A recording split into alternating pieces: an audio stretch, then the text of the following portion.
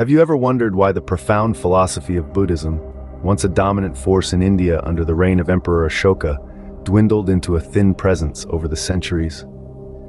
It's a tale that unfolds over a millennium, marked by the ebb and flow of empires, the rise of competing philosophies, and the relentless march of time. The story begins with the Mauryan Emperor Ashoka, an ardent patron of Buddhism. After his death in the 3rd century BC, Buddhism continued to flourish for centuries. However, the lack of a charismatic leader like Ashoka set the stage for the religion's gradual decline.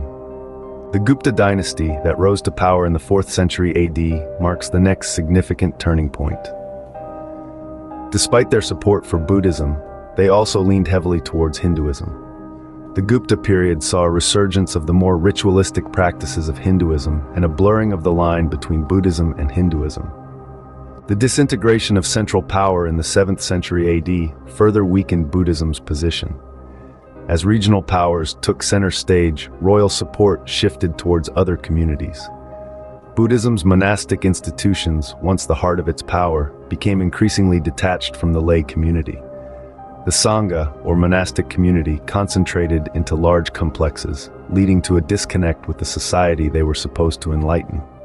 Another powerful factor in the decline of Buddhism in India was the rise of new forms of Hinduism and Jainism. These religions offered alternative paths to spiritual fulfillment, often with less rigorous demands on their followers. They also had the support of the Brahmins, who played a crucial role in local administration and offered practical advice to ruling dynasties. The final blow came in the form of invasions by various groups, including Islamic conquests in the 12th century.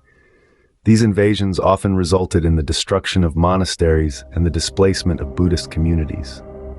So to revisit the question we began with, why did Buddhism, once so prevalent in India, face a downfall?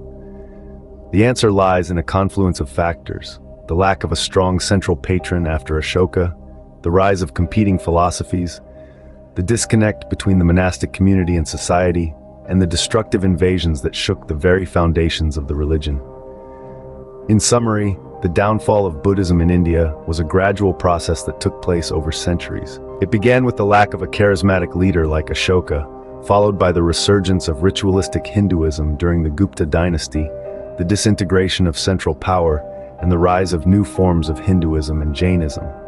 The Brahmins' influence and the destructive invasions further hastened the decline.